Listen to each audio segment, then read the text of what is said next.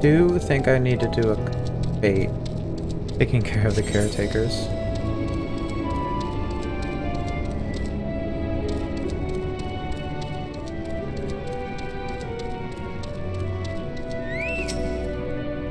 Good, you're here. Through this door is the Great Evansdale. It was named as such because it's the veil to end all veils. The most beautiful forest you'll ever see. We understand the people of Aetheris enjoy taking leisurely walks through natural spaces and the like, so I'm sure you'll enjoy it.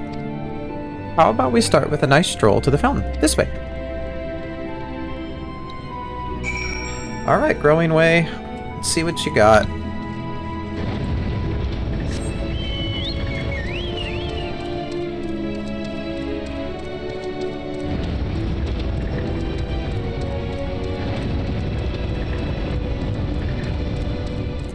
This doesn't look very natural.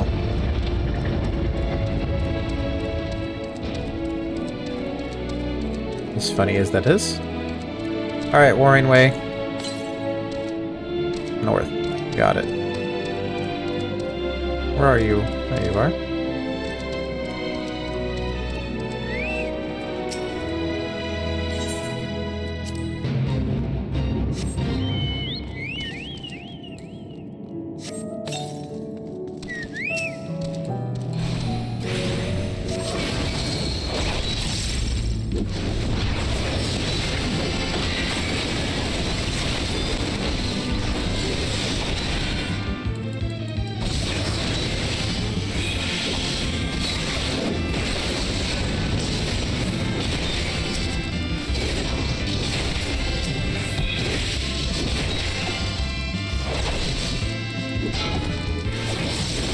Let's take care of these.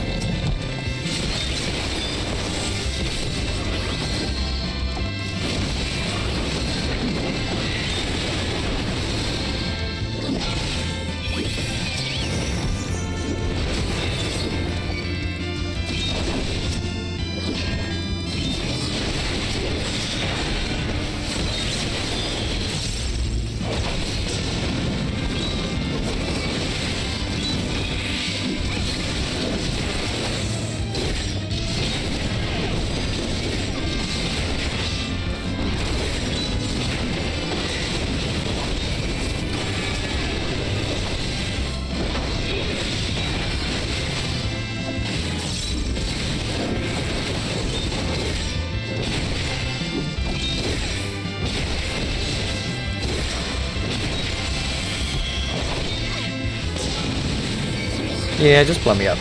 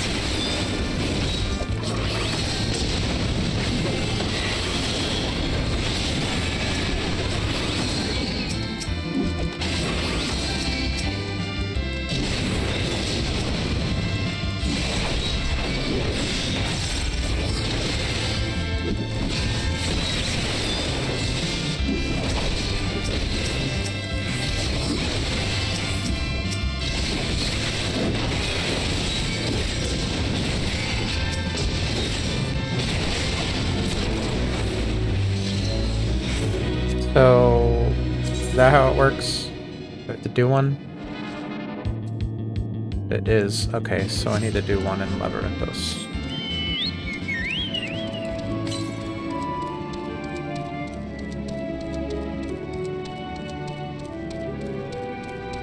We might as well do all the fates we run into then.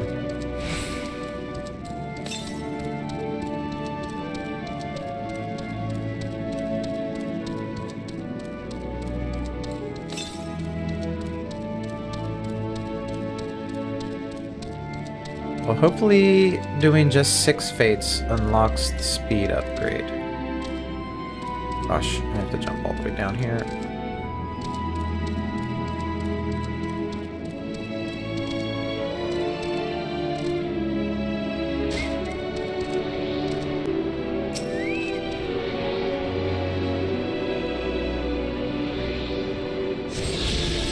Okay. Southeast, okay.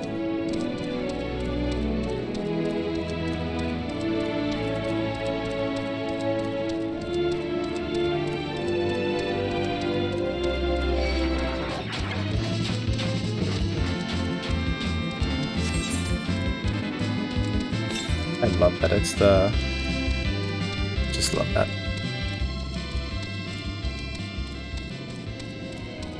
Brain's a little fried right now, sorry. Can't really think too well.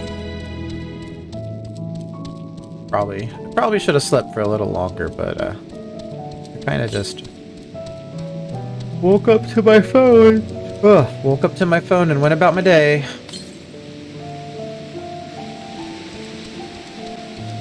Like, what do you mean it's 81 yalms sound?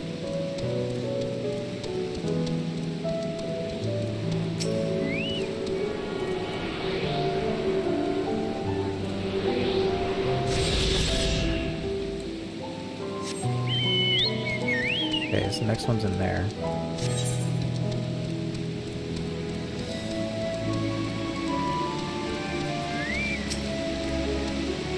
So what did you think of the forest? Isn't it positively pleasant? Simply sublime?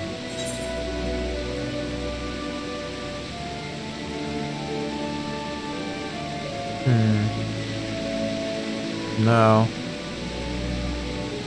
We need to be honest with them. I couldn't see the forest.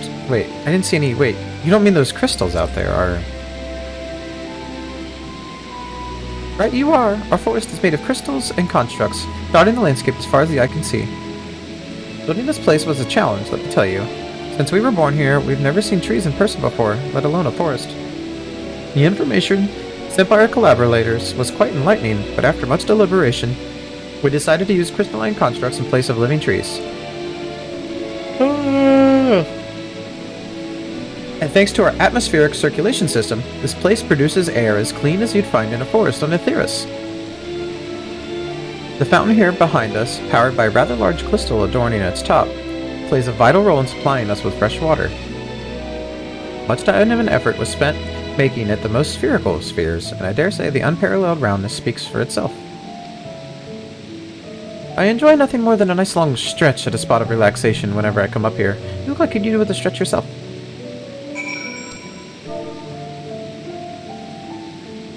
Okay. Oh my gosh, I can't spell.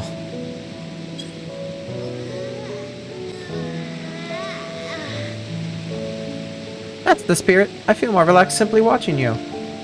Oh my gosh, I'm gonna need to take one too.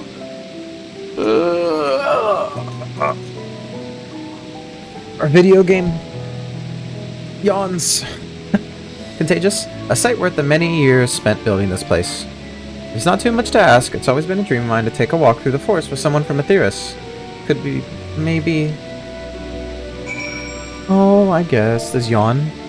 No, there's not one. Okay. You will? Oh, be still my quivering whiskers. Yeah. Alright, let's go.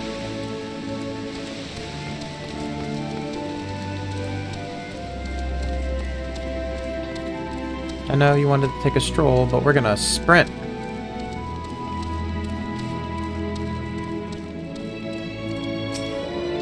I was thinking, Moldy, that I could be more helpful to you by teaching you a little about the moon and what it is we do. When we were first created, the moon's sole purpose was to hold Zodiark, and there was absolutely nothing to be found here. Eventually, Heidelin gave us our first task: furnish the moon with propulsion systems capable of facilitating travel to other stars. It sounds impressive, and I suppose in some aspects it is, But it was only possible thanks to the knowledge Heidelin shared with us. We also had a lot of time to get it done. 6,000 years, give or take. But anyway, let's keep going.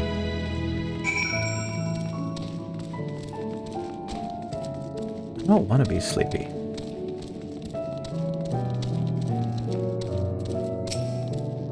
This may come as a surprise, but we didn't begin building the habitable areas until after the propulsion systems were ready. Considering how long it took, I wish we'd started sooner. Who would have thought we'd need 4,000 years to make all this? It certainly wasn't work you dare rush either. We had to create infrastructure and countless supporting systems, some of which wouldn't be operational until hundreds of years later. And then there was the brief period where our productivity came to a screeching halt, when that bizarre red satellite was sent up from Aetheris. Allagan's mischief, I think. We thought maybe some new, nefarious actor was colluding with Zodiark. All we could do was stand by and brace ourselves for the worst. I can't tell you how relieved we were when Heidelin informed us of its destruction. Oh yes, there was much joyous humming that day. Oh, gosh, the humming.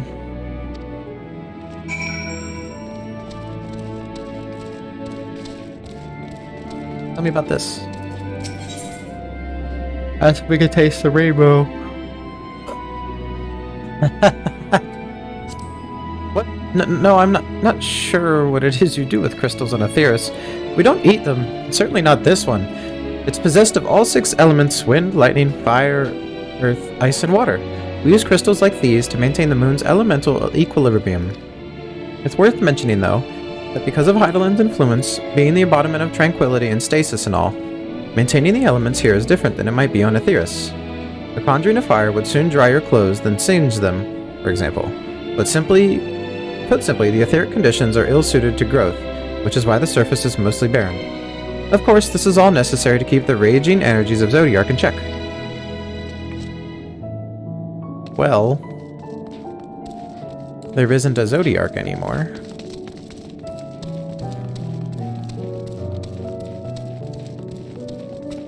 Maybe it's time to terraform. Say, did you notice anything particular about the treetops? I mean, apart from the fact they're massive crystals and not trees. I'll give you a hint. It's the golden rings emanating from the glowing spheres. Along with the device fixed near the ceiling, they fulfill a role similar to our sun, and do so better even. The sun and similar celestial objects in the great expanse radiate energy that is harmful to your bodies. These rings shield you from that energy while allowing you to bathe in the perfect amount of sunlight. Rather, a close approximation of it. Aw, Emmy, I love you, too. I just saw that you messaged. I hope I'm not too late from when you sent that. The sun and similar celestial objects in the great expanse radiate energy that is harmful to your bodies. These rings shield you from that energy while allowing you to... I already read that.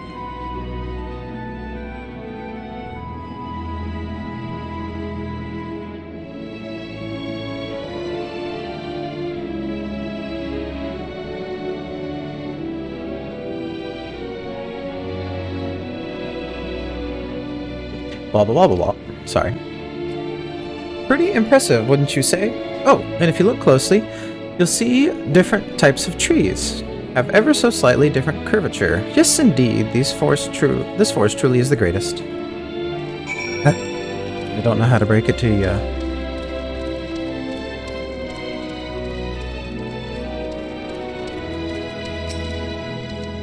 There was something else I wanted to tell you about. Oh right. The propulsion systems and habitat facilities were completed around 2,000 years ago, and with that, the most important features were fit for purpose. Which is all well and good, except we still knew absolutely nothing about the present-day people of Aetheris. Why not go and visit Aetheris yourself, you might ask? Strictly forbidden. Were our technology or knowledge of the moon's true purpose exploited for evil ends, the results could be disastrous.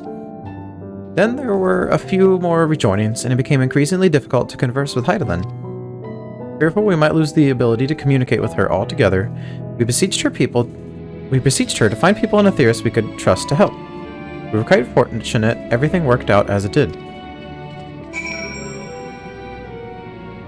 Oh my god, the Charlayans!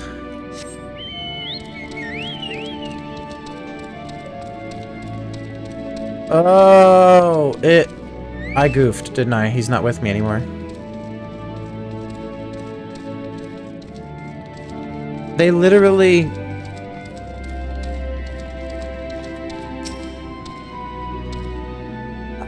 I was trying to figure out why they knew! With the exception of the routine inspections and maintenance, we remained asleep and waited. Hopeful Heidelin would find someone who would help us. Eventually she did, and though her power was waning, we were able to speak with them directly for a short while. We shared with them everything we could, including our knowledge of the heavens, and a means to travel here to the moon. Someone's at my doorbell. Give me a second. Probably Amazon.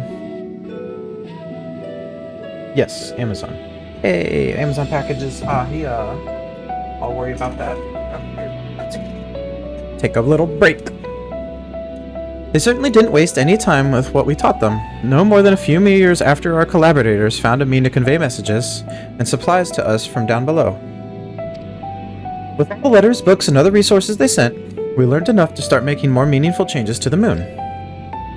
And now you're here, hopefully enjoying yourself as much as I am. I knew you would like the greatest Endsvale. I knew it. Thank you again for coming here, by the way. I know it was just a walk through the forest, but it meant a lot to me. There you are. I take it you've already received the grand tour. A shame we missed it. Growing Way, I've been looking all over for you.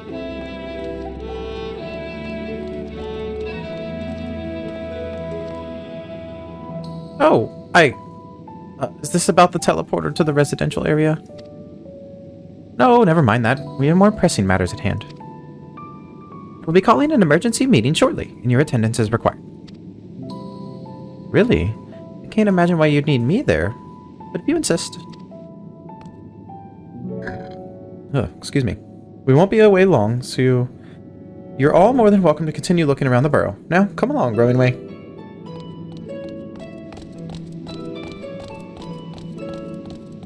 Before we arrived, you seemed to be in the midst of a rousing conversation with your guide. Did you learn anything of import? Yeah, Charlian knew. They've spent 12,000 years preparing for this?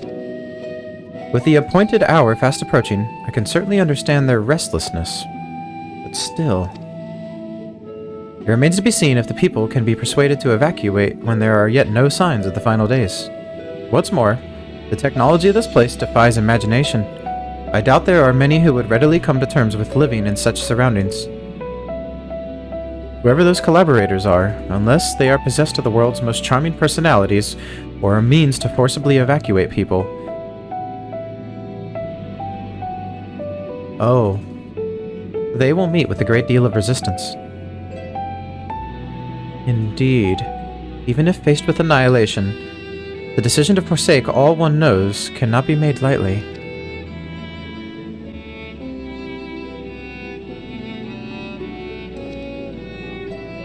Forgive me, friends, but I must beg your leave.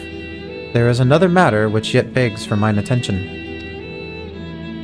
Of course, we can accompany you if you like. Nay, that will not be necessary. If you will excuse me. I trust you, Urianger.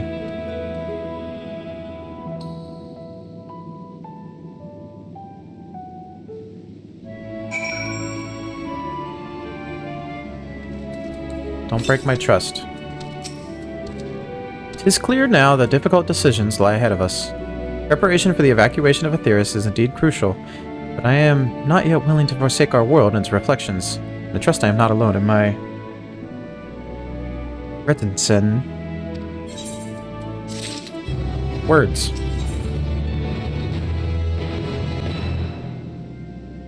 Back to old tricks. By now, Thancred can tell when his friends are up to something. Did Urianger seem strange to you? More so than usual, I mean. I know he has a penchant for keeping his own counsel, but I'd be lying if I said I wasn't worried. Would you go see if he's alright? Stoll and I will remain here and see what else we can learn about the final days. If you hurry, perhaps you can catch up to him. There we go. Give me that. Thank you.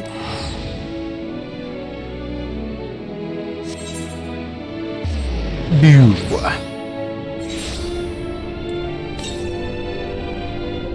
South. Okay. That's alright.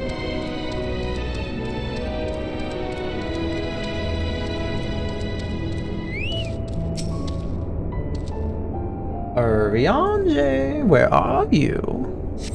Oh, I said I was gonna go get my package. Oh well. Let's get this quest done real quick.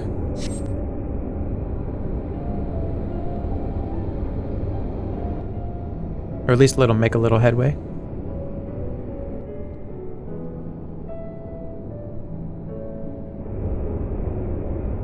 Ariane appears to be heading towards the entrance to Beastways Burrow. I just realized Argos is still out there. We just left and...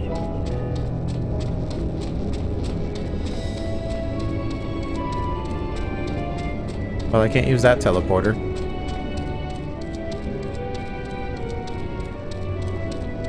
Thought I was going to be able to. Oh, it's the one over there. Oh, it's not worth it.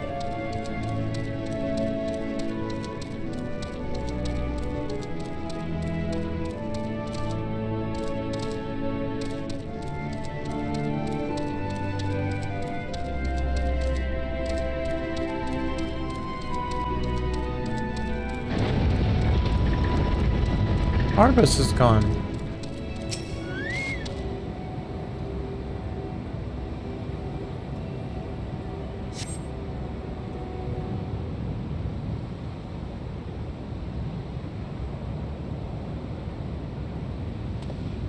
No, Argos is right there.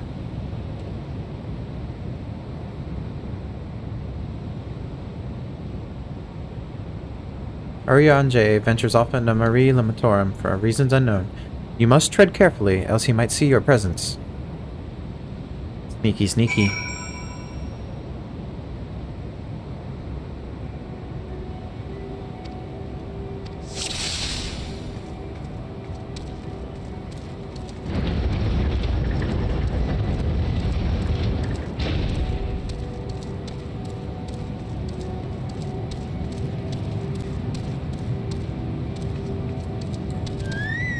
Sorry, Buddha.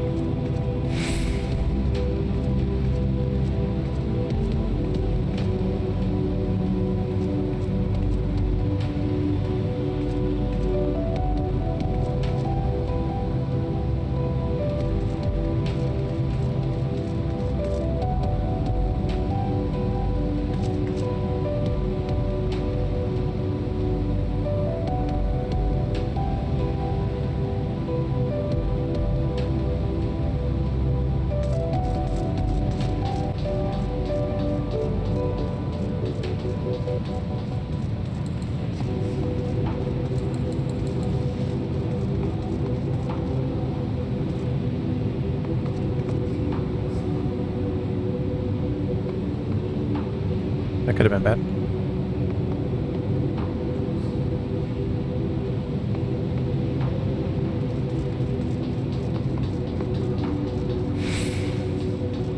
Oh my gosh, you're so fast.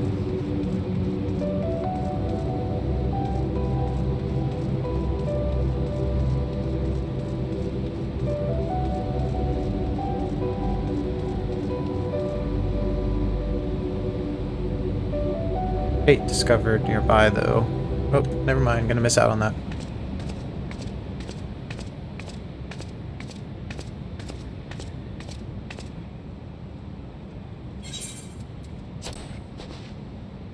Thine arrival is timely as ever.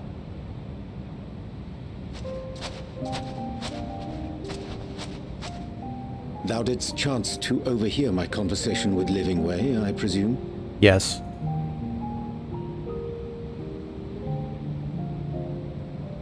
'Twas not mine intent to move in shadow. Nevertheless, I have been asked to do that and more yet again. You don't need to be in shadow, though. Is it so plain that these strangers could intuit it at a glance? My capacity for silence and secrecy and duplicity. When Grahatir did contrive to deliver the first at the price of his own life, I was complicit in the scheme. A sacrifice averted for a mercy. Would that I could say the same for Menphilia. One life for one world. And by that bloody bargain brokered by my hand were the scions robbed of a dear comrade and Flamine, her beloved daughter. Two souls whose selflessness was beyond measure, whose resolve was unshakable. They would not be moved even had I thought to protest. But protest I did not. Far from it. I pushed them forward. No effort did I make to seek out alternatives, ones that would not demand such terrible costs. That resignation weigheth heavy on my mind, as does the memory of another lost to mine inaction. Dearest Moonbringer, who did face death unflinching, that we might secure a means to bring low the Ascians.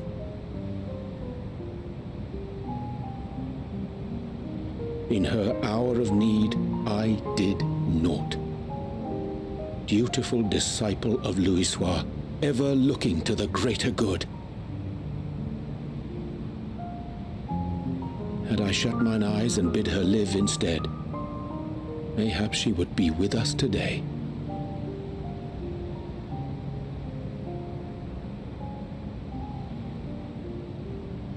Selfish wants, born of everlasting regrets. Most days I put them from my mind, but could think of naught else when asked to swallow the same bitter draught. Subterfuge and sacrifice. Mayhap the right moral choice, but one I regard with great trepidation.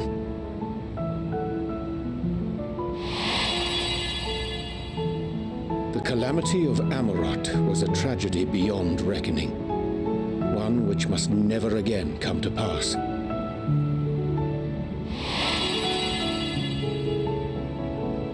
Thus must we struggle, haunted by ghosts of those we have lost, clinging to those we pray we can yet save.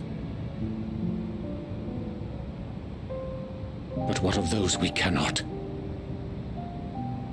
How do we make peace with the dreadful algebra of necessity?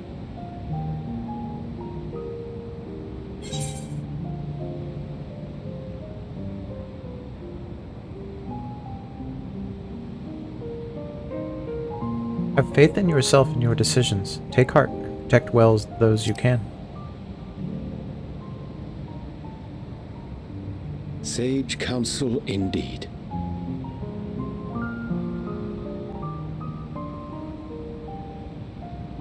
I see. Wisdom as befits a great worm. Curious that he should think thee in need of such encouragement. Strange. Scarcely can I remember when last we spoke alone, and so candidly.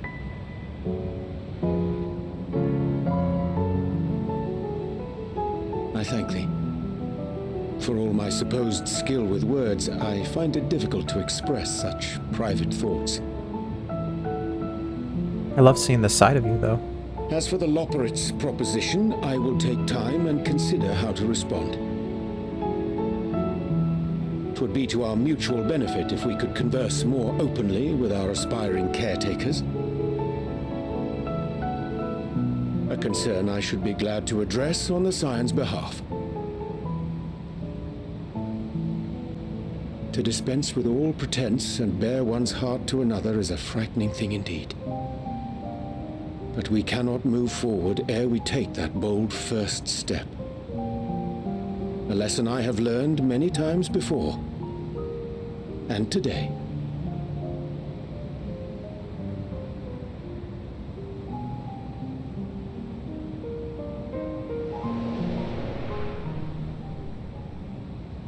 What are they saying?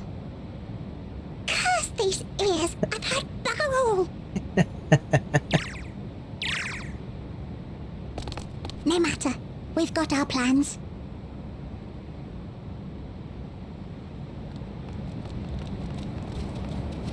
Right? I told you! That's why I said I'm in love. And then you got mad.